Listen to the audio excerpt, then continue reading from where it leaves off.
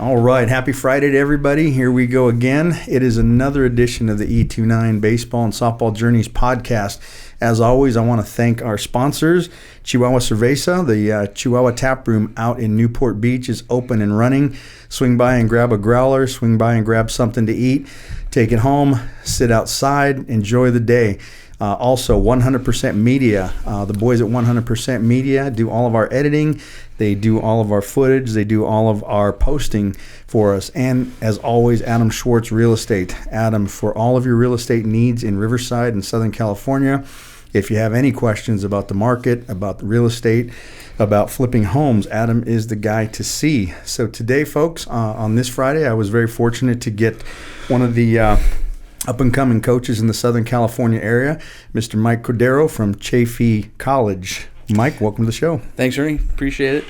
Appreciate you making the drive out today. I know we kind of connected, and as always, this is kind of our first meeting. You know, we've gone through back and forth with text and through, I don't remember if it was Instagram or Facebook. Okay, something like that. Yeah, Facebook friends. Yeah. Everybody knows everybody that way. So, you know, when I get coaches out, I always want to kind of bring everyone up to speed on who they are besides coaches and how they got there, because I think it's good for the players out there watching to understand that we were all in their spot at one point. You know, we all took a little bit different roads to get where we were, but there's a lot of ways to make it to where you want to go. So kind of bring us up to speed on how you became the head man out at Chaffey. Absolutely. Thank you for the opportunity to talk about it. Yeah, I'm a junior college product. You know, I grew up in San Gabriel Valley, grew up in Alhambra, and, you know, grew up with youngest of 5 boys. My brothers played some baseball. Didn't play in college. They played a little bit of high school.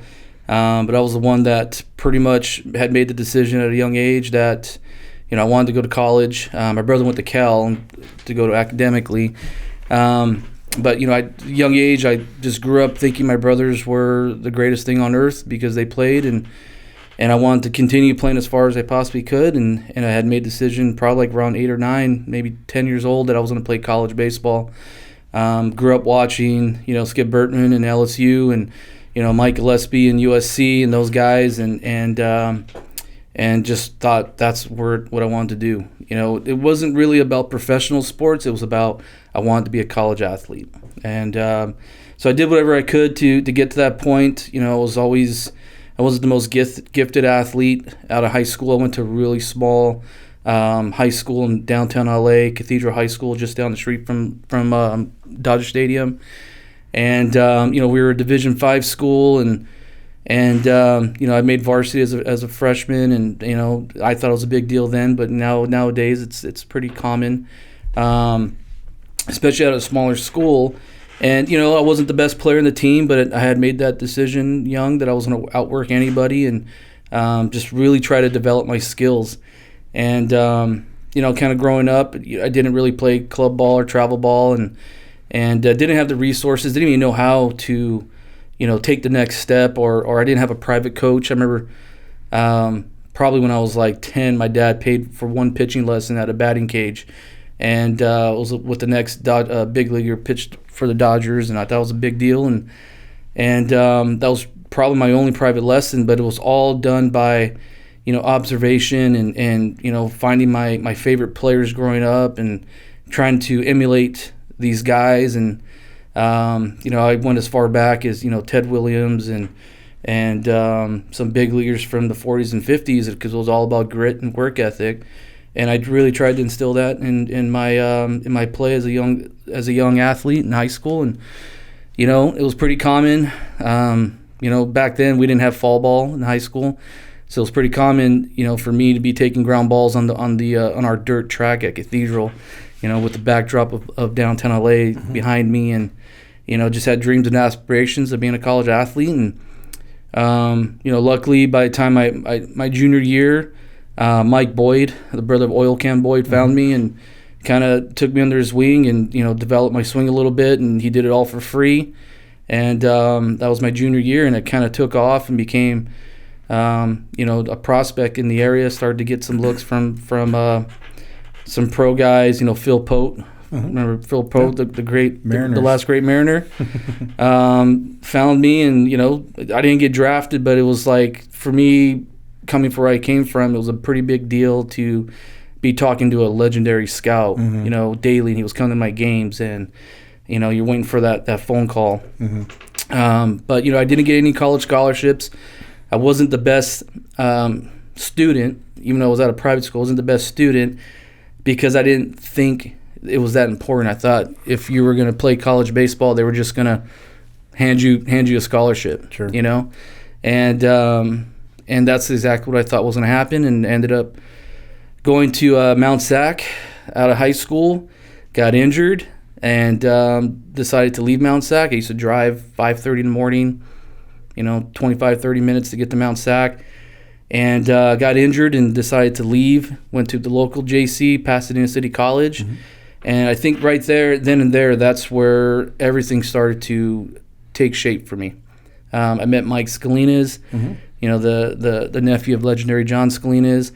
And it was kind of neat because John used to come out. He was already retired at Pomona, and he used to come out once a week and just give his Scalinisms and talk for hours. And just, at 17, 18, 19 years old, you didn't know that you're sitting next to a legend, right. and these stories that you're hearing were going to mold you and shape you and become the stories you're telling 25 years later to your students. And so from there, I ended up getting a scholarship to a Division II school in Iowa, Upper Iowa University. Played there for Mark Danker. Had a great experience there. Experienced some culture shock, being a Mexican kid from San Gabriel Valley and going to school in East LA and growing up with that mentality and, having taco trucks and a ganaceria down the street. And you're all of a sudden you're in Iowa and... Not many of those. Taco John, that's about it. And, I think that made me tougher and made me understand if I would have done it, if I had another chance, I would do it a different way. I would have focused on school more. I would have, begged my dad for maybe to give me some more exposure or help me get to that point. But, my parents never played, first generation, they never played college sports. They didn't understand. Sure. And so it was pretty much at that point, once I graduated from college, I was 22 years old, started working in marketing and public relations, and my high school coach gave me a call, and he was like, hey, I'd like you to come and help out. And he had cancer. And he had about 9 months to live. And just before he passed away in the fall of 2004, he asked me to take over the program. 23 years old, I had no idea what I was doing. And I said, sure, I'll do it. I was working in marketing and public relations. And, I get a call that January from the athletic director at Cathedral. And he's like, hey, you want to come in and interview? And I said, sure. I came in and, wrote probably a 6-inch, program plan of took everything from Scalina's, took everything from Mark Danker at Upper Iowa, and pieced together something. And I was like, look, I'm 23. I'm just going to go all in. And I ended up getting the job. And, it was something that was real special to me because, I didn't think I was going to do it forever. I just thought I'm going to do Morales. That was my coach in high school, Robert Morales. I'm going to do Morales a solid. And he saw something in me, and I'm going to take over this program. I'm going to try to, just live on his legacy. And I fell in love with it. My first year, we won a league title, first league title in 10 years at Cathedral. The next year, we came close to repeating. Then I moved on and started coaching at Pasadena City College. Started to understand what the college game was. My first junior college experience. But I was like 24, 25 years old. And I'm like, I want to be a D1 coach. That's what everybody's in it for. I want to be a D1 coach. I had no idea. I never played D1. And, I got a break. I ended up moving to Charleston, South Carolina, and coached at Charleston Southern. And had a great experience there. I was there with Jason Murray, who was, he's a recruiting legend in the East Coast and the North and the Southeast. He coached at Florida and Michigan. And, from there I started to meet a lot of people and started to really understand the recruiting game at the Division I level. I was always a pretty good infield coach, I felt. And, we had a really small budget at CSU, and, we ended up basically getting a bunch of recruit walk-ons and offered a couple guys $1,000 to go to a school that cost $40. And we ended up producing 3 All-Americans and a major leaguer from that recruiting class, my first recruiting class at Charleston Southern. And, we had Taylor Black, who ended up, getting drafted, and Tyler Thornburg, who won a World Series with the Red Sox in 18. And, we'd give Tyler $1,500 and came to school, and he was our right fielder and our Sunday starter. And, that was it. And I didn't really get, I was learning about the recruiting game. I didn't really get my big break in college baseball until I left Charleston Southern when Jason resigned. And I got I was just calling everywhere. What am I going to do? And I called Cypress, Scott Pickler. I called everybody. I called Dennis Rogers at RCC. Everybody. The whole Orange Empire, I called them. And, I got some polite phone calls. Hey, we're full. Right. And then, I finally got a phone call from Scott Pickler in August, knowing that's how Pick works. You call him in June, you get a call back in August. You get a call back. Because he's in the Cape. He's working in the Cape. And he's like, hey, don't really know you. Come in. You want to come in and talk? I'm like, sure, let's go. And came in. He puts me around in his golf cart and sells me on the school. And I had a couple of other offers. I was going to work with Ralph Grajeda at Vanguard at the time, and had a D3 coaching offer. And I think it was like for me being 27 years old, making $20,000 coaching was a big deal. Yeah. And I had that offer on the table, and then all of a sudden you get a call from Scott Pickler, who's a legend, and he offers me a job for $1,500. And I had a 1-year-old at the time, and talked to my wife about it, and we're just like, I think that's the best path. $20,000, $1,500 a month, but yet a world of networking and getting to learn from a legend. So I took it, and right then and there, I think was the best decision I ever made in my life, because it taught me how to be a head coach. Yeah. Pick took me under his wing, and I was that guy that had a notebook in my back pocket, and anything Pick said, I'll turn around and write it down and put it in my back pocket, a journal. And from there I started meeting some big time D1 coaches, Pete Hughes when he was at Virginia Tech, and Sonny Galloway and guys like that, and Mike Gillespie. It was just an amazing experience for a young assistant coach. And right then and there I decided I didn't want to be a D1 coach anymore. I wanted to be a junior college head coach. I wanted to do what Pick did. I wanted to impact guys at that level. I want to give guys second chances. I want to be the bridge for those guys to follow their dreams. Everything that I didn't do right, I can help them by them learning from my mistakes. And that was the main thing. That's been my drive to being a head coach. And, from that point on, it took me about 10 years to, went and coached high school ball at Agora High School and had a great experience there, and went and coached at Loyola High School, had a wonderful experience there. And from what I learned from Pick, I started to develop nationally ranked baseball teams and build teams from the ground up. Especially at Agora. When I inherited the job at Agora, they had won 30 games in 6 years, and they finished dead last. And by the time I left there, we were ranked as high as 6th in the nation and produced 20 Division I guys, and had a couple of guys who won national championships. One guy won a national championship at OSU, and another guy won a D3 national championship. Then you go to Loyola, and that's when it really started to happen. And produced some nationally ranked teams there. Coach Quinn Brody, who got drafted out of Stanford in the 3rd round. He's going to be a big leaguer one day. And then it just started to get to that point. It was like Pick told me, go win a CF title to be a junior college head coach. Tried to do it. 6 years passed. I want to be a junior college guy, and, the Chaffey job opened up, and I think that summer I was basically applying everywhere, trying to be a head coach at the junior college level, and luckily, Chaffey saw something in me and my drive and my passion, and I got lucky. It's a great job, it's a great area, and it's a pretty good legacy that Jeff Harlow built, and all the other coaches before him. So it's a great place, with the area. It's just, I'm trying to get to that point where I'm still trying to make a name for myself as the head coach there, and really start to demonstrate and show that, you don't have to drive from Rancho all the way to Riverside or go, leapfrog us and go to Mount Sac. You come to Chaffey, we're going to develop you, and you're going to be a competitor, and you're going to be a Division I guy. You're going to get a college scholarship because I've been there. I know exactly what we need to do, and I've done it. I've done it. So that's pretty much been my journey to Chaffey.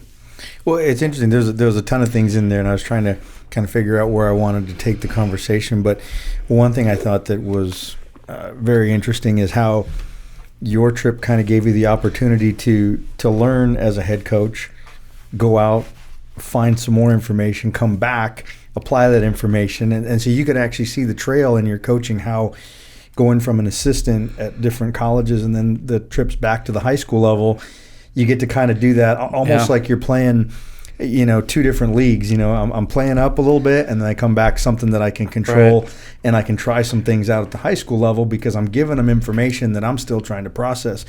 And then you get to kind of hone your skills as a different head coach each time you come back to the high school level. And I think that's always nice because you're going to make mistakes anytime, even when you're an experienced coach, but you get to try them out and see, well, it works with these guys, and these guys want to get to this level.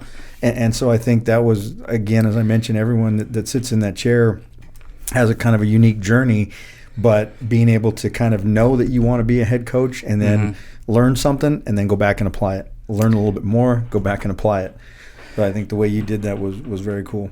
Yeah, I think that's important. I mean, you're always learning. You have to be. If you're going to be good at this game or anything in life, you have to, keep up with the trade and just talk and call guys, and that's the big thing. Is like once you learn something, it's like, I'm going to go try this out. And I think at the high school level it was kind of neat to be able to try these kind of things out and experiment. And I coached in different demographics. I coached in inner city. I coached, in Agora Hills, and I coached at a, high-profile private school. And then you come over to Chaffey. I think the demographics and just learning about, equity and guys, what they need to be successful, it's different for everybody. Yeah. And I think, being able to coach at the high school level and, being able to coach kids that are in, a more affluent area into the private school, and then coming over to Chaffey where you're dealing with kids from Riverside and San Bernardino County and, the high desert and Rancho, it's different demographics, So that's my big thing is, I'm always trying to alter or find different ways to connect with guys from different areas. Yeah. Because the most important thing is that they understand the message. So we got to find different ways to deliver it. And whether they're, a guy that needs tough love or a guy that needs to have a one-on-one, we're going to do it because ultimately we're trying to make you successful. And I just need to learn about you and kind of build a relationship to understand who you are and how I can get the most out of you, and you can actually tap into what you're supposed to be, a guy you're meant to be. Yeah, that's the big thing with us. Well, one of the things that I'm learning talking to different level coaches as you guys come in, we had Rudy in here not too long ago, and then I had Steve Alonso in, retired, and so listening to them, you kind of get to understand that there's a lot more branches on that baseball tree, and you see where it can be overwhelming for a high school kid because, I'm 15, 16, like you were, and you say, I want to play in the big leagues. There's a lot of little stops on the way to get there. There's a lot of things that have to happen. And so as a high school coach, you're there to kind of point them in the direction of, hey, maybe a junior college will give you 2 more years, or you know what? You're probably not going to, but academically you're going to be a better fit at a 4-year or so on. And then at your level, there's a different bump in the road. But what I've learned from all the coaches there, no matter where you are and the demographic, you always have those kids that need that tough love, some that are self-disciplined. You get a lot of the same type of players, but you have to learn how to navigate those personalities in a different way, each depending on what school, and getting them to understand that, hey, the junior college level is here for you to make that decision even more in a shorter period of time. You got 2 years to figure out, I'm going to go full bore and try to make baseball stay in my future, right, or I'm going to go full bore and I'm going to do something with this academic opportunity. Yeah, and I think understanding that sometimes you do get some guys that come from programs that don't have the resources to develop, or school districts that these kids aren't prepared to be college student athletes. Yeah. I think that's where you spend your first semester, sometimes your first year, and some guys both years, trying to teach them how to time manage and trying to find ways to tap in and making them understand that you're an adult now. You have to communicate with professors. You have to communicate with your head coach. You have to hold yourself accountable and be responsible for yourself, because ultimately, I know your parents want you to be successful, but ultimately you hold the key. Yeah. Right. And we're your biggest resource. We're your biggest asset. Don't be afraid of your head coaches or your assistant coaches. Don't be afraid to ask a question, whether you think it's dumb or, we went over it 6 times. Like, it's just one of those things where it's like the most important thing is that you understand it sticks with you, you have the aptitude to apply it at some point, and that you trust the process enough that it's like training in the military. Yeah. Trust your training. It's going to take over when you are at your highest stress level. Yeah. And that's the biggest thing, is trying to create those opportunities for them to understand that about themselves, that they can handle those situations if they just allow themselves to.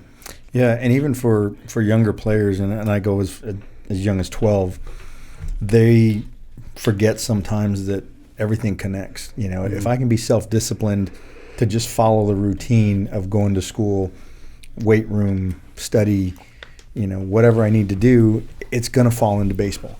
And right. A lot of kids don't understand that. I can do all this in baseball. I just can't do it because school bores me. Well, you don't change brains from here to there. And so a lot of them don't really even realize until they're there that this was a better opportunity for me to learn and grow and develop in these 2 years, rather than jump right into a 4-year and be overwhelmed. You see so many fallbacks, because of those things too. Yeah, I sit down with our recruiting coordinator, and Mike Lonsdale was my recruiting coordinator last year. He's at MSJC now, the head coach there. And I will sit with them, and we used to call it the back nine. Just catch him on the back nine.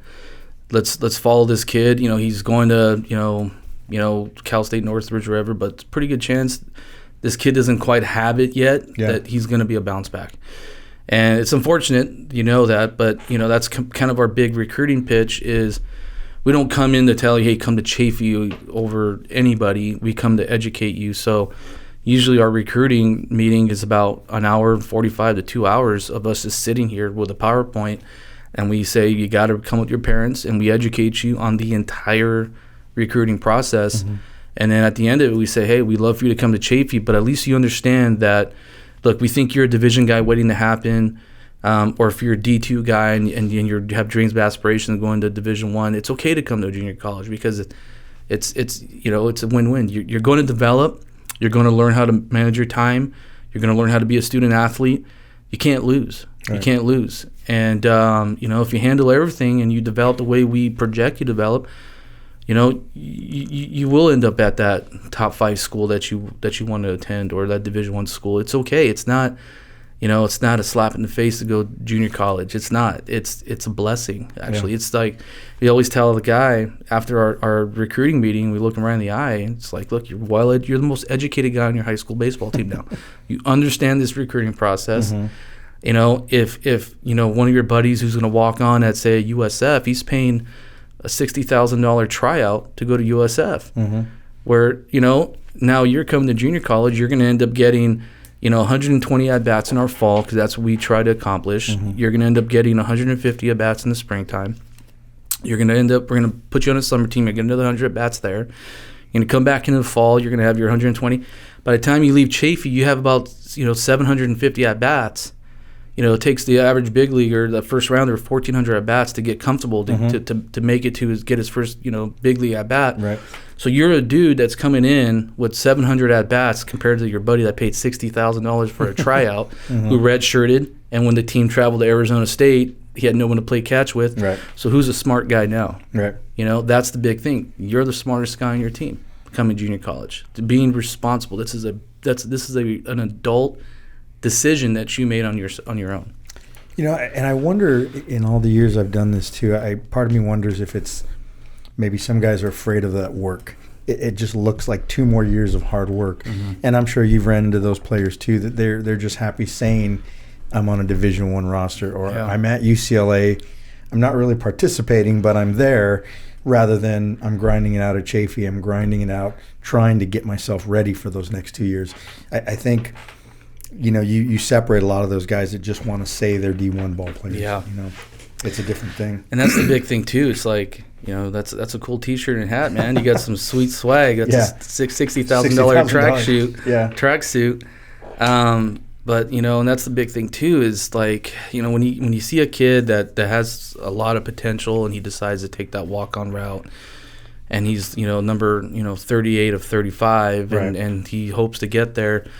There's a lot of ego that's being harmed there. So sometimes you end up getting the kid at the break when he bounces back and he's a low confidence guy, and then he struggles his first year because he didn't learn our system, and he's having a culture shock about how hard we work at Chaffey. Sure. So sometimes those guys take a little bit of time to really take off, and then it's our job is to build them back up, And so that's the big thing. We had a kid that transferred to us from University of Nebraska.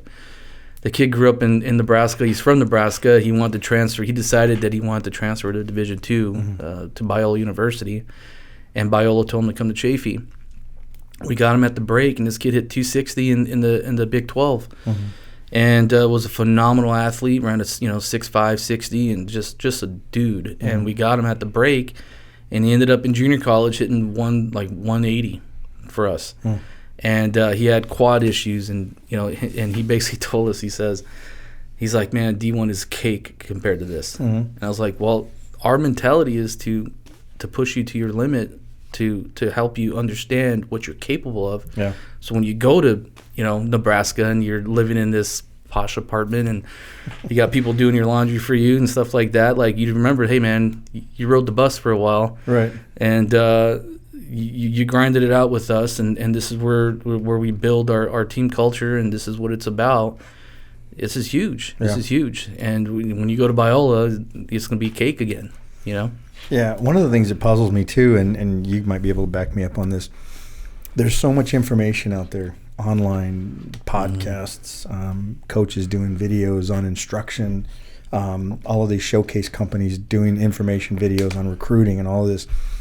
And there's still kids that don't see those or don't follow those, or they don't, they want to watch all the home runs and the bat flips and all that stuff. But there's so much information out there that if a player were to just apply himself and give himself the knowledge, he could do a lot more for himself in the recruiting process, in finding out what the best fit for him is, and even speeding up his college experience, because he gets there with a lot more information. So, I mean, that approach that you were telling me about, where you sit them down and you just go over the entire process, and you have the parents come too. I think that's phenomenal. I mean, I actually wish that was a TV show, where parents could see that, because there's still so much unrealistic views out there that I hear parents tell me about. Like you said, you're still, every now and then I get the parents that go, well, he's a senior, and if he has a good year, he might get that D1 offer. I'm like, wow, that was on a movie like 30 years ago. I don't think that works that way anymore. It's not. There's a lot more to it. There's a lot more preparation and a lot more planning that goes into it now than ever before. Yeah, I think the big thing is there's so much information out there. Sometimes it's contradictory information, where you should still be a student of the game. It's kind of like, I learned this, but this is me. I can blend. I can mesh some things. And we always tell our guys, like, look, if you can find help from somebody that's working with you, and he can make you better, do it. But when you come here to the Chaffey, we have the Chaffey approach. This is what separates us. This is our brand of baseball. It separates us from everybody else. And we're constantly telling our guys to keep educating themselves. To we send we have a remind text that we usually keep up with guys. I'm usually sending video of guys, or big leaguer, or everyone's all about the launch angle, this and this and this. I'm like, man, just stick with down through backspin.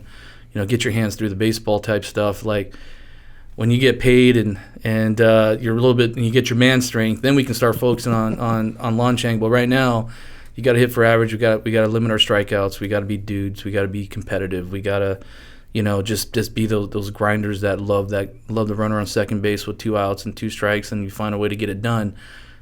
Fly ball with 2 outs doesn't get it done. Right. It's just something gets it done. Right. You just got to grind and compete. So that's the big thing with us. But if something works for you, and I think it's, I'm watching it, and it transitions to the field. I'll step back and keep my mouth shut and just let it happen. That's the big thing. Well, I got to tell you, I'm glad to hear you say that, because I bust guys up all the time at this shop. I actually went out, and partly as a gag, but partly not, I went out and bought a bunch of these rubber restricted flight baseballs, and I told some of my coaches, I go, one of your high school guys hits one of my $250 lights, this is what they're using. I'm going to take all the baseballs and I'm going to lock them up, because you get nothing in here but costing me money for hitting up in the air. And I mean, still, and again, you would probably tell me the same thing when I tell kids about that, when they talk about that. I go, I've yet to meet a coach that is going to pat you on the back when you hit 10 out of his 12 BP pitches straight up to the mound. Yeah. And I've yet to meet the coach that if you're hitting seeds right back at me behind that L screen, I'm going to go, what are you doing? Yeah. It's still hitting the baseball hard. It's still getting through, hitting that. I said, again, when you're watching all these launch angle guys, you're forgetting one thing. One, his check's already coming. Mm-hmm. So if he goes, 0 for 50 and he only hits 12 home runs, that check's still going to cash. He might not be with that same team, but that check's still going to come. So if you want to take your 55 at-bats that you get in the high school season and pop up 47 times, you probably won't get to 47. You'll probably get to about 10 or 12, and then the coach is going to go, Billy, get a bat. And they don't really understand the numbers. And, the physicality aside, you're looking at those guys, and just because on TV he looks like he's about 5'9", I said he's about 6'4", and he's about 230. Not your 230, but 230.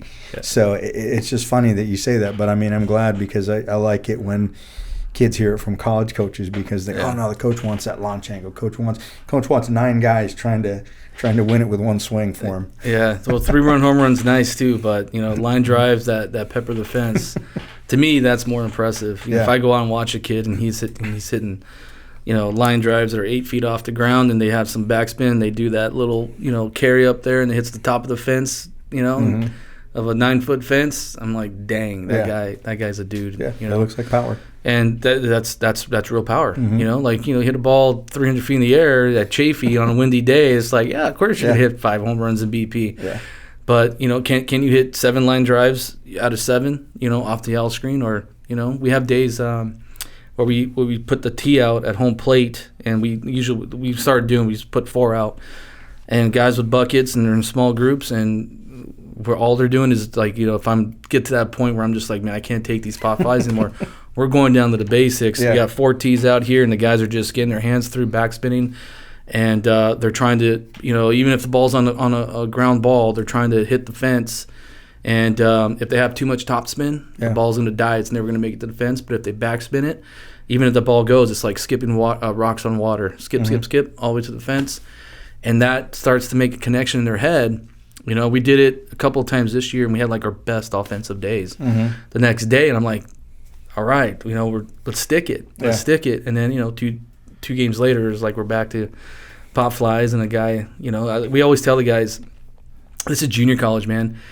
At this level, you hit a ball in the air, and it's in the air for 4.5 seconds, anybody can catch it. Mm-hmm. You get to the D1 level, you hit a ball in the air, guys are camped under it. Right. It's like, would you rather put a ball and give a guy an opportunity to beat you and be better and just an average player look good, or would you rather sting a ball and smoke it where now it's skipping on water and it's to the fence? Yeah. That's impressive. If you can do that, and we get a ton of film, and Troy Nakamura at USF shows up, and it's like, Knox, I told you, man, this guy's a dude. And it's like, that's what it's about. One of the things too that we'd joke around with our younger guys, when you get them coming in, and most of them under 12 anymore, there's that big tilt in that lift, and I'll always tell the parents, hey, no more Mexican parties. It's not a piñata. Can't just close your eyes and start flailing around, because if you nick this, no candy comes out. You just you drag your bat back to the dugout. But just trying to, like you said, decipher a lot of that information. And, and there's there's good coaches out there that follow those philosophies, but there's a little bit of something for a player to take out of everything. And like you said, getting them to understand, and we just try to focus on getting them to be knowledgeable as hitters and understand terminology, understand, approach and situations and things like that. And one of the things that I always stress to the players is I'm going to pass you on to someone else.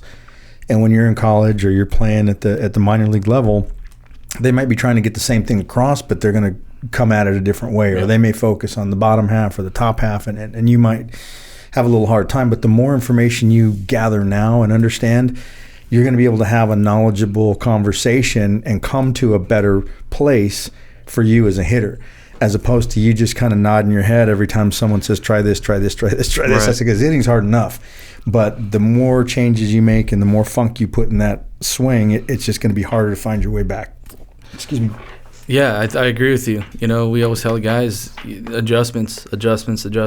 You got to adjust. You got to find a way to be comfortable in uncomfortable situations. And sometimes when you're changing your swing when it's working, that's the worst thing you can do. It's like, I'm hitting line drives now, but I want to hit for some more power, so I'm just going to dip a little bit more. And all of a sudden it throws it all off. Yeah. And you just had 1,000 swings that week working on it, and now it's going to take you 2,000 to get back to where you need to be. So, we always tell the guys, it's just, you just got to, just focus on, just keep it simple. Don't try to change things too much. Just like if you got information, if you can make an adjustment with it and it helps you, then do it. Mm-hmm. But other than that, let's just keep it simple, and just the big thing for us is just compete. Yeah. Well, and one of the things, too, we talked in the past about the other junior colleges in the area. I think I still like that, you had mentioned earlier that you have to stay kind of within your area. Mm-hmm. And I go back to the old days when it was one high school, one town. And I kind of like that, and I like the fact that, most of the kids don't necessarily adhere to it all the time, but, you have an area and there's that pride in that junior college team, or like you had mentioned, play for us and we can build something here. And I think that's something that really helps guys build character. So many players, when we have the discussion about playing beyond high school, everyone knows those top 25 teams that you see on ESPN or that you hear there. And I'll ask a player, okay, well, which school on that roster do you like? And they'll point one out. Okay, the top 12. Why do they need you? They're already there. Do you think they're looking around and going, man, I need a 5'8", 145-pound catcher that's going to put us over the top? No. So why not find one of these teams that is not in the top 25? Yeah. Go there, be the guy, teach them how to work hard, help that group develop and make that list, instead of being someone that's already there and just kind of getting on the bus a little late, like you had mentioned, getting all the cool suits and the trips and things like that. It's just tough to find guys that want to grind and build things, anymore. Yeah, that's the big thing too, is getting kids to be realistic with themselves. Like, hey, you're a good player, but are you a D1 guy? And then it gets to, I'm a Division I guy, but are you, OSU good? Are you USC good? Are you Omaha good? Or are you, a guy that can help his team win a regional or get to a conference tournament? Like, either way, you're going to be impact. Where can you be the biggest impact for your guy? And, I've been doing this for 15 years now, and I've had 12 guys playing the College World Series at either Division II, Division I. I've had 2 guys win national championships. And, I had a group of players where they're brothers, and one of them was like, hey, I want to go to UCLA. And I was like, look, man, you're good, but you're not UCLA good. Like, what do you want? Oh, I want, football on Saturdays. I want a good education. I want to win a national championship. Great. How about D3? Like, let's find some. He's like, well, my dad wants me to go D1. I was like, but you just said you want to win a national championship. You want football on Saturdays. You want a top-notch education. You want to compete. Mm-hmm. You want to be a guy, everyday guy. So let's look for some opportunities.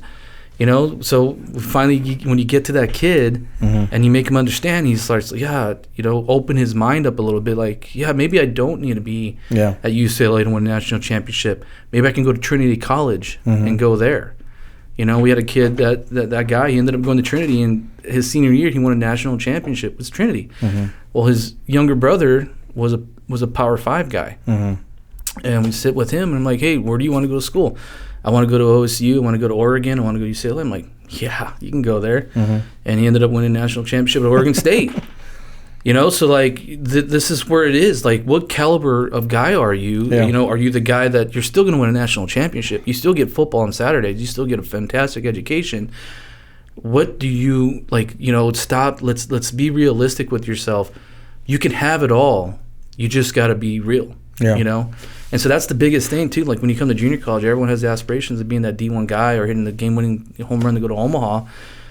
But like, you know, you can do it at a top-tier D2, you know, and you can be the impact guy, and that's the most important thing. Is that when you leave, we tell the guys, when you leave Chaffey, you're a champion. Like, you might go D2, but your mentality is, I'm D1 all the way. I'm a D1 guy waiting to happen. I'm D1 off the field. I'm D1 in the classroom. I kill it in the weight room, you know. And then you go to this top-notch Division II, and it's like you're on a different level. Your mentality's on a different level, and they love you, and you help them, you know, win at a high level, and then all of a sudden you just put Chaffey on the map, and we're going to continue. If we have 4 guys that go to that same school, I think that says something about what we're producing here. Yeah. You know? One of the things that I know I've had conversations with players, and I don't know if this will work in other areas because we're fortunate because we have so much baseball within driving range. You know, you could conceivably see 4 levels in one day, you know, when everything's on. And so I've told kids, you know, take a day, go watch a junior college game, go watch a Division I, go watch a Division II. We've got Division III. You know, you've got Redlands, you've got all of these Division IIIs, you got Division IIs, you got 10 JCs, you got Division Is. You know, in the regular season, you got A-ball around. You can see all of that and really take it in. Take your position. If I'm a second baseman, watch the guy at each level and really evaluate, where do I fit in? Wow, I'm not even on level with the JC guy or the D3 guy. I'm definitely not on a level with that Division I guy or that guy that's playing at San Manuel, and really learn what it takes to play at those levels. And one of the things that I tell kids is, I did this when I was coaching back at Eisenhower, and we used to have some former players come out and throw bullpens and take BP with us and things. And so one of them was leaving for Arizona, and so he and I made arrangements. And so I coached our game on a Friday. We drive out on Saturday, go to an Arizona State game with him, and then the next day we watch, you know, a minor league spring training game. And never having really paid attention to it, I realized how small that same field gets when you've got high school bodies on it, when you've got guys at D1, and then you go out there and you're watching, you know, the guys with the almost triple digits on the back of their shirts. You know, like you mentioned, the balls don't get down. There's not a lot of grass. And it looked like the first baseman and the second baseman could shake hands from their position, and you don't realize how much of a size difference and how fast those bigger bodies are until you see them that close together. You know, as a high school player, you get locked in and you see your field every day and you think, oh man, we're fast. Oh man, our outfielders can cover ground. Yeah, at 145 pounds you can, but this guy's doing it at 210. Yeah. You know, so being able to experience that and actually visually see that for high school players, I think is huge. And I really wish a lot of guys would spend more time kind of evaluating themselves that way. Yeah, that's a good point, Ernie. You know, this Southern California, especially in the Inland Empire, it truly is a hotbed. And that's you know, you always hear about Orange County, you always hear about the Conejo Valley where I coached at Agora, and you know, that's what I always tell our guys when they come in. It's like, look, man, you got so many resources here. Like, you know, there's no reason why you shouldn't be at least a good baseball guy. Yeah. Good baseball mind. There's so much baseball around here. Yeah. And you know, our big thing is like, how cool would it be when, you know, you look at Baseball America and it says your name from, you know, Rialto, you know, from Rancho Cucamonga, you know, and it's like, man, that kid's from where? Yeah. You know, and all of a sudden you start to see 15, 20, 30 guys with that, with the Inland Empire cities in there, and that's how you start to build this hotbed. I mean, we all know it. Like, we're in the IE, we know it's good, you know. Yeah. But I've coached all over. And when I was at Charleston Southern, it's like, hey, call the Orange County schools. Didn't even think about calling, you know, the area. But when I was at Cypress, I knew that the Inland Empire was loaded with great catching, you know, and so I used to come out and just pick from here. So, you know, I think that's the big thing, is that we got such a hotbed in the Inland Empire. It's like we should all work together just to really get the name out there. Yeah. And sometimes you got to go the junior college route to make it happen. Yeah. You just have to. Yeah, I mean, I'm trying to go over, as we were talking, I'm trying to go over all the schools in the area. I probably couldn't even name them all. There's so many. I'd miss so many. Yeah. I mean, and it's all good baseball. It's all good baseball. And the way that the kids, a lot of times when you're young, you want to get out of the area, you want to go to these other schools, and then you realize, man, I really didn't need to go anywhere to find the best competition. It's all in literally like 3 and 4 spots anymore. Really, I mean, even the Division III. You got Redlands that was in the College World Series a few years ago, and Laverne is always legit. And it's like you got 2 really good Division III schools. You got UCR right down the street. Cal Poly Pomona's been in the College World Series. There's just it's not just like, they're good baseball. It's like you got it's a national level of college baseball within 25-minute drive of each other in this little circle. And you got these junior colleges that that are in the Final Four. That's our goal, is to get there too. But you got a couple of schools that within 35, 40 minutes of each other that have been to the Final Four, and it's done with local talent. Well, in the conversation I had with Rudy, one of the things that we were talking about, and I find that a lot of kids don't understand that you as a junior college coach or a D1, D2, even if we don't recruit you, there's no animosity. We're all here to try to find the best situation, and as coaches, you're trying to put all players in the best situation for them to succeed, even if it means telling a guy, hey, you're just not going to get any playing time here. I'm giving you an opportunity to go somewhere else and find what's best for you. I'm even willing to make a phone call for you, or I'll help you, this and that. And a lot of times kids don't really understand that it's competitive, but our goal, we all like to see good baseball. We all want to see guys go up to the Division I level or get drafted or whatever their dreams are, because at some point we were all in that same spot. And so now we're trying to find whatever's going to work best for you, and we're all willing to help you do what it takes, even if it means you're not going to be with us. Right. And it's just funny that sometimes I don't think kids see that. Yeah, that's what we try to do at Chaffey too. That's what I learned from Pick was, if a guy wasn't going to make it, we bring him in the office. He's like, I got 4 or 5 NAIA offers for you. You're still getting your education paid for, or hey, let me call such and such junior college because I know they need a shortstop. You're not going to get you can play here, but you're probably going to get 20 at bats in 2 years, or you can go and get 250 at bats in 2 years down the street. So I think that's the big thing is, you just got to treat the players with respect and really understand that they came here to change their lives. So whether you can't do it as their coach personally on the field and help them develop that way, I still feel it's my responsibility to provide opportunity for them elsewhere. Yeah. I mean, and that's the nature of coaching. I think everyone gets into that for a reason, and that is to help younger players. And, depending on what level you are, you as a head coach, you might have different ways that you can help out as a recruiting coordinator, et cetera. But, trying to get guys to understand that baseball is all about a climb, and maybe this isn't the rung that I was planning on grabbing to, but this is the rung I have. Yeah. So I can try to really work hard and listen and help him help me and move on and continue. And here, there's so many opportunities, and it's hard to try to get kids to understand, hey, the grass is not always greener if you leave the state. Sometimes if there's those kids that need to get out, some kids need to get away from home, and being at home and commuting to school isn't the best situation for them. Some of them need to get out and grow up, and some of them, they just need different experiences. But, it's always about trying to get them to advance to the next level. So now, when you had mentioned earlier that you were transitioning into coaching and you had originally wanted to coach at the Division I level, what do you think was the biggest thing that made you decide, I like the junior college level? What did you see, or what do you think was that light switch moment for you? It's funny, I was having a conversation last night with Richie Escalera about this. The big thing for me was, I had a 1-year-old. Okay. And the time commitment with the recruiting just not being on the field.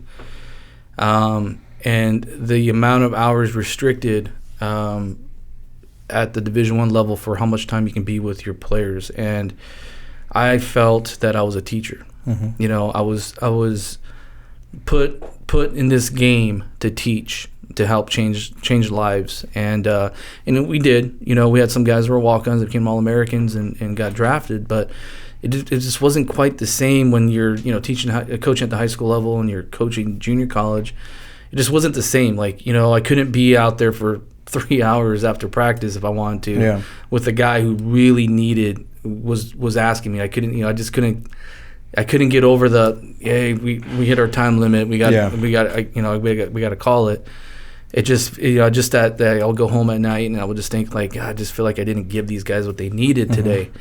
And, or like not being at practice or, you know, things like that. And, you know, when I ended up coming back to junior college and coaching at Cypress and just watching how Pick worked as a teacher, and he never called us coaches. You know, in my interview, we're putting around the golf cart. He's like, hey, we're not coaches, by the way, we're teachers. He's like, you got to understand that. Sure. And I was just like, you know, I never thought about it that way, but it all came to perspective. My perspective changed. And I was just like, that's exactly what it's about, you know, and just kind of, you know, you're teaching life lessons and you know, I get to be on the field with them, you know, a little bit longer than I did at the D1 level. And, you know, at the junior college level, you know, you kind of own the job, you know. At the Division I level, Division I baseball owns you. Yeah. You know, like you got to, it's either, if I don't recruit and do what, you know, they're doing down the street, we're not going to be in the job next year. We're at junior college, so like there's a little bit more leeway. And, you know, when I became a head coach, it felt really good because my AD basically said, hey, you know, we want to win championships here. We definitely want to compete at a high level, but you're getting paid to move guys on and make sure they graduate. Yeah. And I was just like, boom, that's what I'm here for. Yeah. You know, I want to help guys change their life path and give them opportunity that I didn't quite have, or maybe I kind of, you know, wasn't guided in the proper way. And and I just missed the mark. And you know, when you have somebody that's kind of watching, like, hey, you're going down that path, and kind of give you a little kick in the butt and just point you in the right direction, I think that's what the big thing was. And once I got back to junior college, then I really, really realized that, you know, Division I, being a Division I assistant coach wasn't exactly what I wanted to do, you know. But, you know, like I always tell guys, they always ask, you want to be at the NCAA level? Yeah. Maybe when my girls are in high school and, you know, I'm only 39, so, you know, maybe I got about 10 more years to really develop my craft and perfect it. And if an opportunity comes and it's the right opportunity and I feel like I've done everything I could and I need to challenge myself more, I'll take advantage of it. But for the most part, man, I'm all in what I'm doing. Yeah, that's very cool. You know, it's interesting you had mentioned the teacher terminology. When I had Joe in here from Cal Poly, we had a discussion about both of us have special ed backgrounds. And I had mentioned that, you know, I'd always looked at coaching, even though I wasn't giving a grade, I looked at it as that was my method of teaching. You know, if you're in chemistry, you've got all these different things that you're using to give demos and displays and visuals. You know, baseball was my way that I got kids to listen and buy in. And as a coach, you have to realize that the things that come out of your mouth matter because they're focused on you because of baseball. And, you know, the things that you say, it's funny, you know, I've got some years on you, but as your guys start to come back, they start saying things to you. Do you remember? And you're like, no, but it worked. So, okay. You know, obviously something that I said triggered something in you that lit a fire that moved it down, which was great.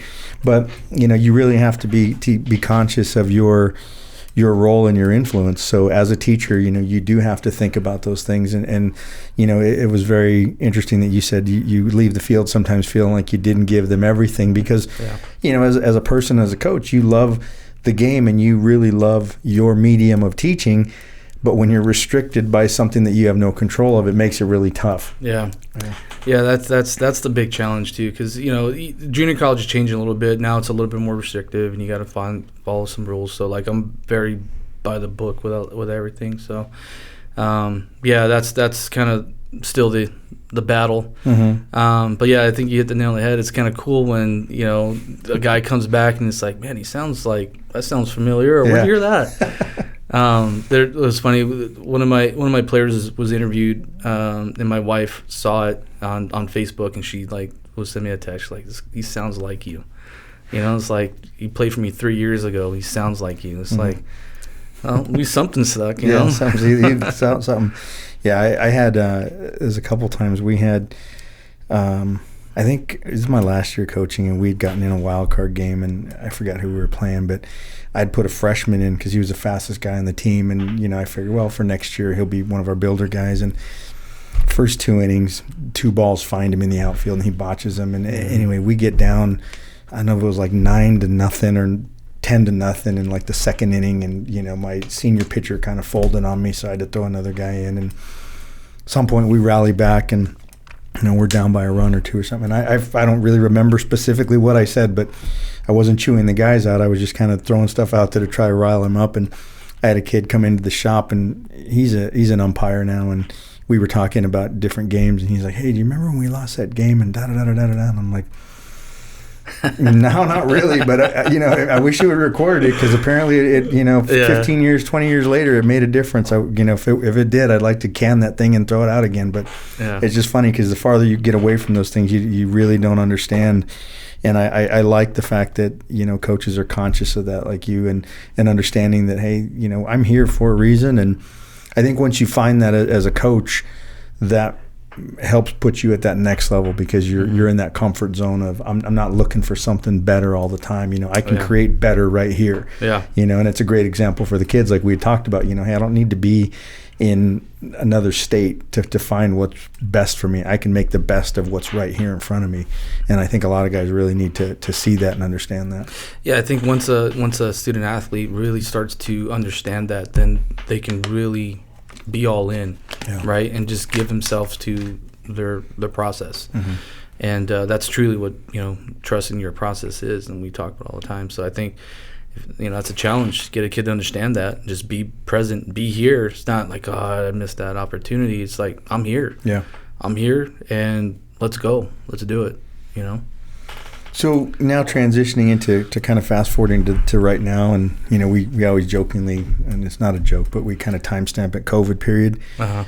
What's been the biggest challenge for you over the last, let's say, 6 months, 5 months, from starting your season to stopping, and then now trying to recruit and stay connected with your guys, and no real time? Well, now you have a timeline, essentially. Yeah. Well, I mean, I probably built my schedule about 5 times already. And, you know, still, I think the biggest challenge is trying to figure out how to navigate through this whole thing. You know, do I start to plan for something that, you know, when we get done with the meeting, is it going to even happen? Yeah. So just really trying to stay mentally positive, mentally locked in that, you know, this is going to happen. And then the big thing for me, I was texting with one of my players that moved on. He's going to Point Loma, one of our shortstop, Jason Dumont. And I was like, man, I just feel really bad for you guys. It's like, not about me. You know, like, I played my game. Like, I just feel terrible for you guys. What can I do to help you more? You know, he's signed, and he's committed, and he's going to a good school. And you know, we moved on 13 sophomores, which I was blown away that we were able to do that. You know, just with everything, they're all going to places that they're going to compete. But I just feel terrible for our guys. Just like every day, I just think about our players, like how bad I feel for their situation right now. Yeah. And you know, I miss them, man. I was texting with Jason last night or a couple nights ago, and we just had we finally had our equipment return yesterday. And I was texting with guys because they needed to borrow, you know, helmets still, because they're doing indoor leagues at PFA or whatever. And I was just like, dang, I miss you guys. You know, like, I just feel like it was so incomplete. Yeah. You know, we're driving back from desert, and we're having a conversation about, you know, the quote unquote flu. And I'm like, yeah, man, I can't believe the Ivy League, you know, canceled their season. And the next day, it's like, how do I deliver this message to the guys? Right. And it was like the hardest thing you had to do, to tell these guys that you worked so hard for so long, and all of a sudden it's just, we're done. We're done. I think just even as a coach and you know, with training and things, I find myself trying to create situations for them to focus on. And hey, look, this last week when CIF came out with all of their things, jokingly, because I have guys that I see once a week for an hour, some twice a week. And so I always break it down for them. Okay, so January is when you can start working out at the high school. So between now and then, there's no weight room, gyms are closed, there's no, group practices, things like that. 6 months, 4 weeks. I said, so we're down to 24 hours, you and me. We got one full day to get you where you need to be. You got all that other time. So how are you going to do it? I make a schedule for you. You make a schedule for yourself. Otherwise, we're down to 1 day, 24 hours. That's all we got. Because when they see 6 months, I can, I'll start my running in a month. I'll start my working out in a month. I got plenty of time. So I try to break it down in smaller bits and go 24 hours. If I were to tell you you had 1 day to get ready to play a game, what would you think? Yeah. You'd be panicked, right? Because it's not going to happen. But if now you've got all this time, you can fill in that time with all the things you need. Don't focus on the fact that you don't have games. Focus on the fact that I still need to get faster. I was still one of the weaker guys on the team. My bat still wasn't where I wanted it to be. My arm strength could get better. Focus on those little things. And then by the time it comes out, you don't have to be one of those guys that goes, oh, man, I wish I would have. Because it's going to happen. There's going to be guys that wasted this time essentially and didn't find positive things to do. Yeah, if there isn't a time where that cliche, if it all got taken away, tomorrow, absolutely, how would you feel? Yeah, this, we threw it out there like this is it. So now you have a second chance where it's like, okay, we might start the season. It could, like baseball. So no baseball season. All of a sudden, boom, training. I mean, look how many base running mistakes you're seeing in Major League Baseball. These guys, they're just hitting and not really doing what they needed to do, and. I think it's going to be interesting because probably the last, 10 games of the season, we're like, oh, that's really good baseball now. And that's the big thing. Like, we're shooting text to guys, and it's like, hey, you need 10,000 GBs before September 17th. Yeah. 150. Doesn't have to be that 150 outside. It can be, tennis ball off the wall where you're just working. It's just whatever. And, like, I'm literally just, hey, 15 of this, here's a text message, and then I'll shoot them a text. Hey, send me a video. Did you do it? And oh yeah, coach, my sister got sick or whatever. It's like, man, like this is opportunity to actually get better. I tell my daughter that all the time. She's a little soccer player, and she's developing softball player, and I mean, have you taken any hacks today? Have you done any drills in the backyard? And I'll get on her, and then all of a sudden I'll look in the window, and she's doing drills, and then 2 days later she's just reading books. That's it. Yeah. So it's tough. I think it is tough because, like I said, you got to stay positive. Even for us, like, do I plan our fall? Yeah. I've already done 5 schedules. Yeah. Do I plan our fall? And all of a sudden, we're only 1 day a week or 2 days a week, or it's a challenge. Yeah.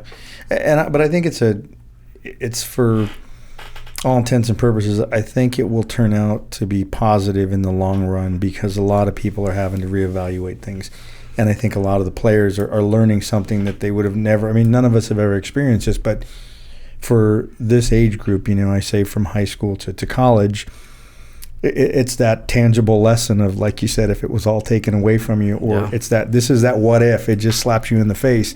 So a lot of people are going to have to change jobs. A lot of things that they had planned on, they're going to have to adjust. And, with or without this virus, life is going to kick things at you. They're going to force you in different directions. Yeah. So here it is.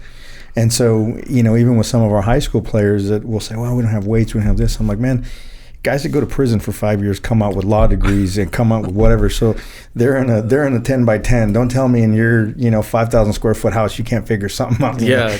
I saw a video the other day of a kid that put the bar in between his 2 trash cans to make a squat rack. I'm like, that was genius. I go, you see people with trash bags, filling them up with dirt. Yeah. You just got to be creative, and you just got to try to find a way to spin it positive. Otherwise, you're just going to end up driving yourself crazy and then creating a bunch of excuses, because baseball and sports are going to come back eventually. It's just, you have to be prepared, and you just don't know when. You just don't know when. Yeah.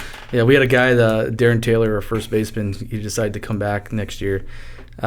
He was doing with a pole with Sparkletts bottled water, the big 5-gallon filled up, and then with like little anything he can put, and he was benching and squatting with it. Yeah. And his dad made a bench out of an ice chest.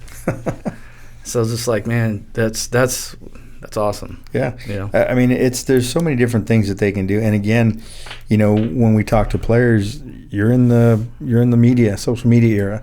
You can YouTube anything. I mean, you can fix a car off YouTube, if you dig deep enough. So I mean, there's all kinds of things they can do. Now's the time to absorb all those hitting videos. Like, you should come out of this one of the smartest hitting guys that there ever lived, because you got time to watch everybody's videos. You got time to watch every college speech that there was, all the recruiting videos that are out there, and just absorb. And I think for a lot of the kids, it's they're doing it positive. I see a lot of them trying to find ways to do that, and it's just that nature of an athlete. You always have a timeline, and at least now, when they came out with your schedule and they came out with the CIF schedule, they've got something to wrap their head around and be positive, and a goal to shoot for.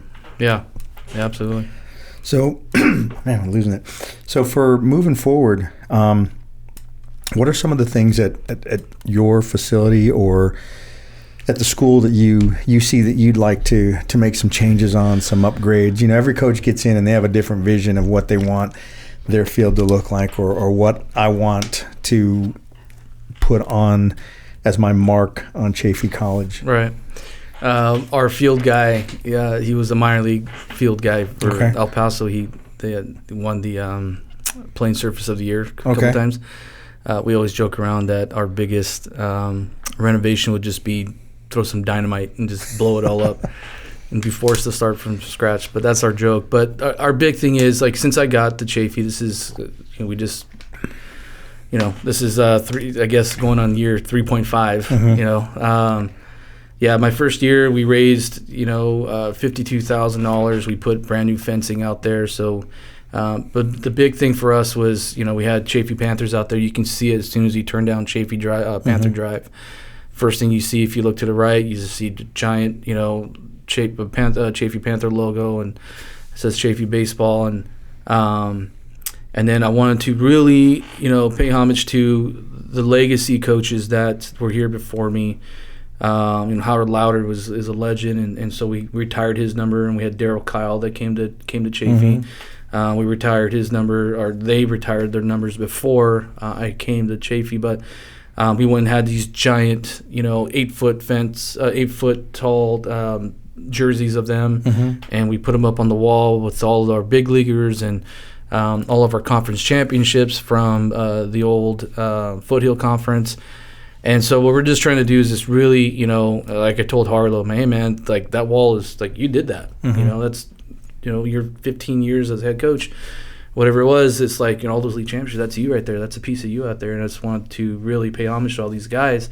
So that's the big thing for us. And then, it wasn't a popular call, but we changed the bullpens down in there. So that's kind of my legacy. We built 4 bullpens down there, and we used to have this angled off bullpen where, from what I heard, Lauder used to like to hit, double hitting and stuff like that. But I had this vision of this like pitching and catching development bullpen where we have this huge space, and we built it. It was part of my vision for what makes sense to me for development, because the catching position is such an important position for us, where we take pride in our catching development, and we take pride in our pitching development. So we created a space for that. So that's some of the stuff I've done since I've been there. And the big thing right now, I'm talking to my athletic director, is I got approval to start getting into dimensions and things like that, because we just had a measure P passed where the school got some money. And so what we're trying to do is get a small portion of that, and if we could flat out build a stadium. And I don't know if that will happen. The school, obviously with COVID, and the school is using the money towards other things, but we're definitely fighting for at least a 0.5% of that to build some stuff. We've starting the development to get some bids on redoing our dugouts, 75-foot dugouts. Hopefully that can get done in the next 5 years. If we don't get that stadium built. So we're in the process. My AD is really, really supportive. Her name's Timmy Brown. She's been fantastic. And our dean, Michael McCullen's been great. and they're very motivated towards upgrading the facilities. So they kind of give me a little bit of room to have a little fun with my vision. And McClellan, Dean McClellan, actually, he's like, hey, just draw me a picture of your stadium. I drew this picture of what I want. And, because we got a sunken diamond at Chaffey, and it's a great place to watch baseball, So we got a sunken diamond. It's probably like 10 feet high. And we got this hillside that, I want to build stadium seating into. And we kind of grade it, and we built stadium seating about, 250, 300 seats around. And we put bleachers on the side. And I showed it to my dean. He's like, took it out of my hand. He's like, put it in his desk. He's like, I'm keeping this. I was like, yep, all right, that's cool. So that's the plan, and so we have tons of space down in the foul territory that I want to get a building put in, just a clubhouse and some offices where we can do video, and mainly it's a big thing because technology is taking over. Yeah. My assistant coach Andy Smith is just obsessed right now with like Rapsodo, and we wanted to get Diamond Kinetics involved and stuff like that. Well, we were supposed to get it in the springtime. We never got a chance to use it. Yeah. But the big thing for us is just kind of like having this technology and video stuff where we can bring guys in and show their metrics or their film. Yeah. So that's one of the things I think will probably happen in the next year and a half. We'll get some type of building or some type of video room on our field. And I think if we can do that pretty soon and get those dugouts changed, it's going to kind of kick off the actual vision for that sunken diamond stadium seating that I don't even have the picture of it anymore because my dean has it. But it's kind of cool. Like if I come up with an idea, they're like, hey, get a bid, start talking to people, and that's what I've been doing. So I think in my time at Chaffey, I think we'll have a new stadium. I don't know when it's going to happen, but I'm pretty confident we'll have something like that. I'm pretty confident we'll have new dugouts pretty soon. Our field has a lot of charm. It's old. We still got. Have you been to our place? I was just thinking. The last time I was there, I was still coaching at Notre Dame, and I remember that we had Craig Deagle, Chuck Deagle's son. Chuck, and so we were going to play a team that. A lot of big swingers, and so being at Notre Dame, we didn't have a home field. We bounced around. So we had asked to push the game from Friday to Saturday, and Chuck let us use that field specifically because it was a bigger park. You guys have that breeze that blows in. So this had to be 20 years ago when I was there, but that was... It probably hasn't changed. Yeah, that's what I was just thinking. Most of the schools, there's not a lot. And, what's curious to me is you were talking about all of the technology now, and I don't know anything about the background that goes in there, but I would think as a school... you would be able to somehow tie that in to media, to arts money, to technology money. If you have kids that work and announce your games, even if they do it on YouTube or Instagram or all these different medias, that the school would be able to find funding for that because it is such a big part of the game. Absolutely. You're teaching kids how to be announcers, how to be radio hosts, how to be different things. It's just amazing to me that there's not more money for all of the junior colleges to have that. I mean, you tie it into sports and everybody can use it. Yeah, I think that's the one thing our AD wants to explore, and she's doing a great job of doing it. And I think that's probably one of the positives that with this COVID thing, just us being shut down, that we may not be able to have fans at our games, so we are going to be doing some live streaming. Yeah. Which will be huge for us because that if we have the actual live streaming, we're looking at Synergy. I'm pretty sure you heard of it. Yeah. So that way, a school in the East Coast can just pop up and look up, Brad Chesterton, our catcher, and see 20 games of him playing, and they don't have to fly out and see him. Yeah. So I think that will be really big. I think from this COVID, adjustment that we have to make, you're going to see more live streaming. I know my AD wants to get our media involved and just try to create this connection with the rest of the school where we're not just athletics on, the far end of the campus and then, the media rooms on the top of the hill. It's like, can we do that? Yeah. And so she has great vision, and I have a lot of faith that she's going to create something. I don't know if it'll happen this year or next year, but I can totally see with the way she talks that it's gonna blow up. That we're gonna actually have some type of streaming, and it worked out. I mean, last year I got thrown out of a game, and I'm at home, and I was just like desperate to see it, and our SID like streamed it on Facebook. It was like, you know, guys looked like little ants on it, but it, you know, at least I can see the game, and that was like the only time we did it. Yeah. But it kind of got people thinking, you know. Yeah. So. Well, I mean, and now you got nothing but time to think, so you got all this stuff that you can plan and do things. But, you know, I just always thought that for now, because there's so much stuff on YouTube and video and technology, and there's so many mediums that you can watch movies and TV shows and things like that now, that's got to be something that's up as far as interest with college kids. You know, the guys that do 100% media, that's where their background is. And so in the meantime, well, they can't shoot these documentaries that they want to do. You know, they're making money doing this. Right. You know, so they're going out and they're videoing houses and they're shooting vlogs and podcasts. I'm sure there's a lot of kids that would be interested in that, but they have nowhere to do it. You know, I mean, I think it would boost a lot of enrollment if schools would do that, because you have so many kids that are creative that way, or they want to get into this type of art, you know, but they just don't have an option to try and fail. And, you know, I mean, how big would it be for your guys to know that they were on?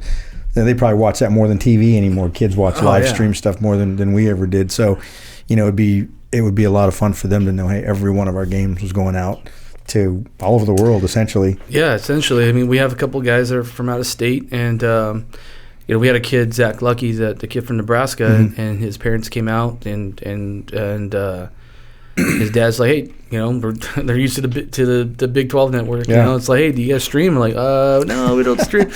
Well, how do we see our kid play? I was like, you know, we have a text a Twitter feed.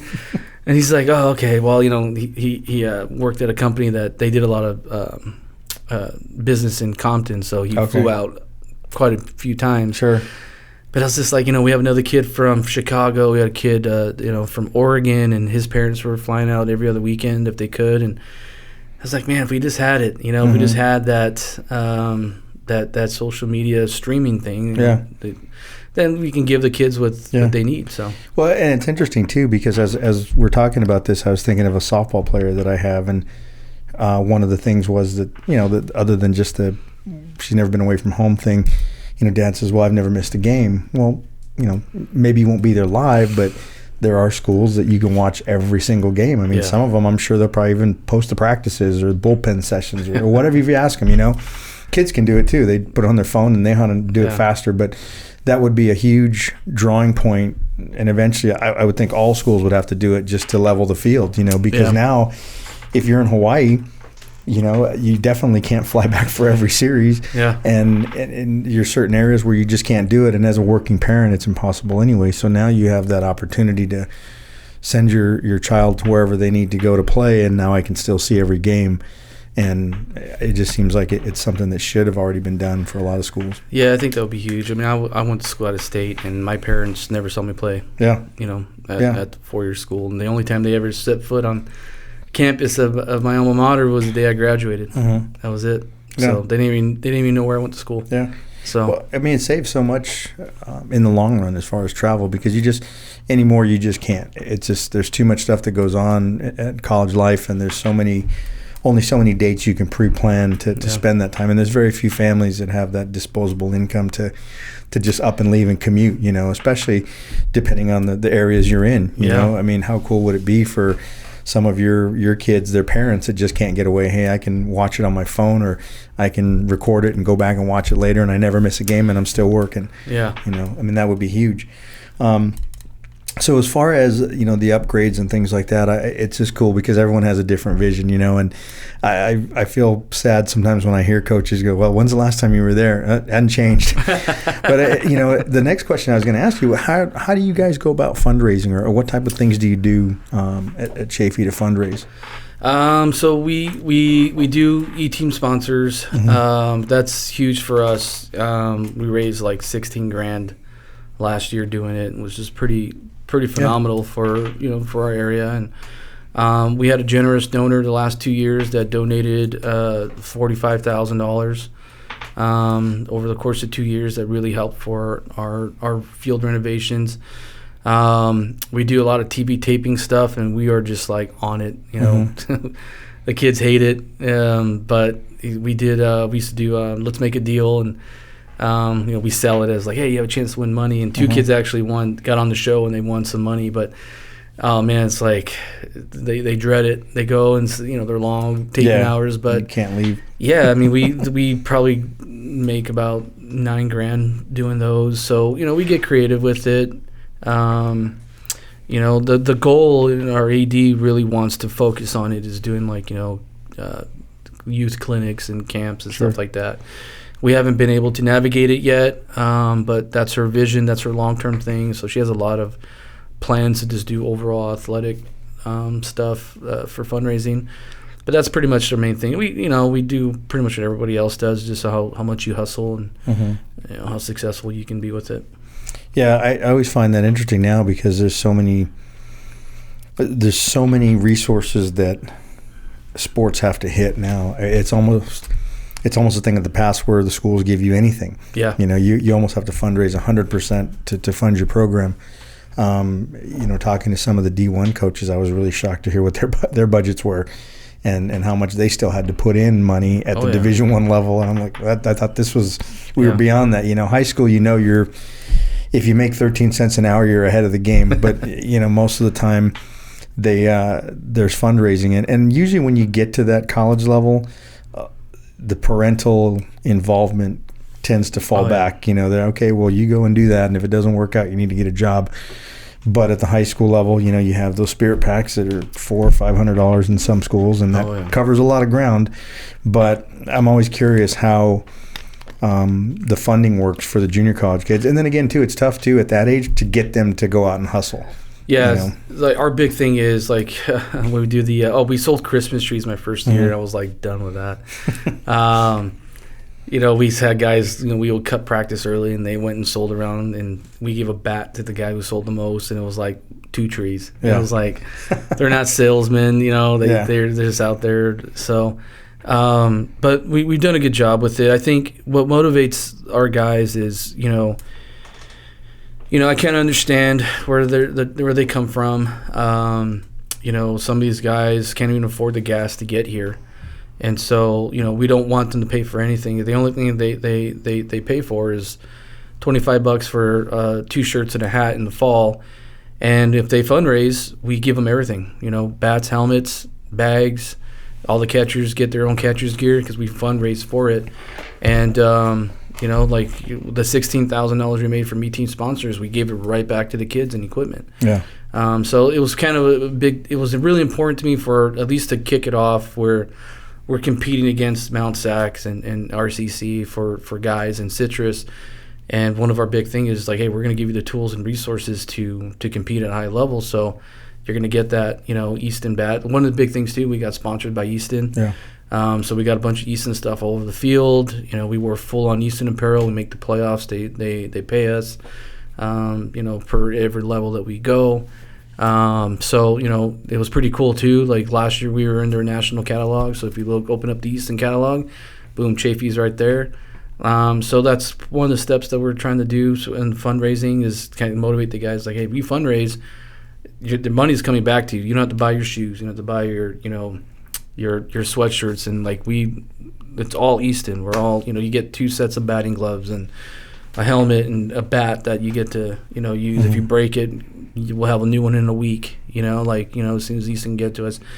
So that's kind of cool. They just have to grind it out in the fall and fundraise, and they get a bunch of free stuff. So yeah, I don't think a lot of times kids actually know what it costs to run a program. You just kind of expect pearls every day for BP and the equipment and things like that. I mean, and it's gotten a little bit easier somewhat because at the high school level and sometimes even at the junior college level, depending on the players, they have a lot of their own stuff. And so, it's not like other sports where you have to provide everything anymore, but it's still expensive. Baseball's dirt for the field, diamond dry, just upkeep of the field itself, the maintenance, things like that. Because a lot of times you're not able to do all of the things that you can. You've got to either contract it out or you've got to bring someone in. And so there's so many things. I think that would be something, too, where kids – when I took over and I figured out all of the things that we had to figure out how to pay for, that was a big eye opener. It's something. I thought I just had to do baseball. I didn't know I was going to have to go out and hustle money. So much involved. That's behind the scenes. The kids don't even know. I feel like my dad sometimes when I was a kid, go turn off that light in that room. And with our guys, I mean, we have buckets of baseballs, and I'm, try to be as detailed as possible. And we number every single ball. We have every single bucket. Oh, yeah. And after every practice, we make the guys count the pearls. And if there's a pearl missing, it's a 45. 45 is our, they got 45 seconds to run from the foul line to touch the Chaffey Panthers signing back. And so sometimes, guys, that's part of the other thing, too. It's like, hey, you hit jacks, you go get your own ball and make sure it comes back, or it's a 45. Yeah. So we're not trying to be negative, like, oh, good job, home run, but it's like responsibility, man. Like, aren't guys coming out here and working on the field for you and doing your laundry. Like, these are the dog days of baseball. This is you're a dog, man. You're a grinder. So we count our baseballs here. Yeah. Well, and I think that's good. I mean, I think a lot of kids don't necessarily learn the value of that. I mean, to them, it's just a baseball, but to us, hey, somebody had to work hard to give you that money so we could go buy those baseballs, and you're pretty much throwing their money on the ground and saying, I don't care. I mean, maybe that was a lot more of a hardship for them, but they wanted to do it for you, or, just in general, we need those. 45 times we don't go get that ball, we're down to 2 buckets, and, now we got to do something different. So it's just getting them to understand that, and I don't think that's a tough lesson, for a lot of guys. It's just sometimes it's a good eye opener because you realize the kids that never had to, like, well, we have to pick up baseballs, or why do we have to go get baseballs? Just go get more. They kind of think you're locking this door that's just got this endless wall of baseball equipment, because you're the head coach. You can get hats anytime you want, bats anytime you want. They don't realize there's a bill that comes with all of this. So it's interesting how but like I said, I don't think a lot of kids really understand why tuitions and things cost what they cost, or even why certain schools can give scholarships and some can't. I think that's something that would be really interesting for them to learn, even beyond just the recruiting process that involves them trying to figure out why things are the way they are, how a school runs on a budget, and how we have to meet that budget because it matters. Life lessons, man. You run your own household, you got to follow a budget too. Yeah, definitely. Well, I promised you an hour, so we went a little bit over, but like I said, it was good fun because it was the first time we got to meet, and I appreciate the long drive that you had out. And so, I'm hoping somewhere in the near future here we can do a part 2. The original plan for this podcast is we were going to actually go to different fields, and catch coaches when they came into town, RCC, UCR, CBU. And I'd actually had some things set up where I was going to be on the field and maybe catching the dugout before the game during warm-ups and 10, 15 minutes. And, it kind of started to grow because everyone had all this downtime. And, on a normal time, most of these Fridays wouldn't happen because you're either at a game, on your way to a game, at a practice, and time was just so short. So I really enjoy getting to do these face-to-faces and, meeting people more than just Facebook or Instagram or whatever it is. But it's always good to hear about different programs. And for me, on a self-serving note, it's always good to make, new friends in the coaching industry. And I like being able to meet coaches on a personal level because of the high school guys that we interact with. Hey, I just had a conversation with Mike over there. Give him a call. They run a good program. If you're not really sure what you want to do, run some questions by them. Take a look at what they do. Take a look at some of the other guys that are from out here, or any of the schools. It's easier for me to kind of help connect players with coaches if I have a personal relationship with them, and I kind of know where you're coming from and what kind of program I can tell them, hey, these guys are going to grind. And I know you don't pick up baseballs at your high school, but guess what? If you're totally against that, then this isn't the place for you.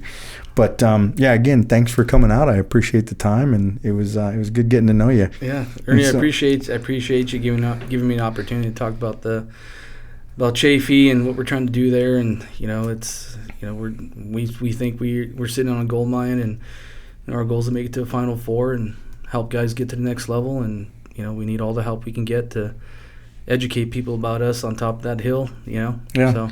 Well, I mean, you know what? For what it is or what it isn't, I like that park from what I remember of it. I like a lot of the older ones. It's nice to have all the frills and things like that, but there's still something for some of the fields that still have a lot of history in them, and they're in good locations where, you know, if you start building too much or you put too many things up there, you lose some of that character, you know, especially here, Southern California. We've got so many fields that are just put in certain areas where you can see mountains, you can see, you know, skylines. You're up high enough where you can see through the trees. You know, there's so many schools that if you start building too many things, you lose that character, and you kind of lose that Inland Empire, Southern California feel. And I'm always going to be partial to those kind of things, you know, because they're going away slowly but surely around here. You know, you start doing too much modernization, you lose that vibe. Yeah, that's my big thing. If we do, you know, get a stadium built there, I want it to be still kind of keep some of that charm, you know, the old school feel to it. You know, I told my dean, let's try to keep those wooden poles if we could, and if it's up to code. Yeah. But, you know, I think it's a great place. Yeah, I love it, man. The view is spectacular from center field. Yeah. You go out there, and we start our practice every day underneath the tree in right field. And some days we got snow cap, and I'm turning around, I tell the guys, hey, man, put you around somebody and just take in this view. Yeah. All right, let's go now. Yeah. You know, like, it's awesome. Yeah. It's a great place, you know. And that breeze is nice for pitchers too.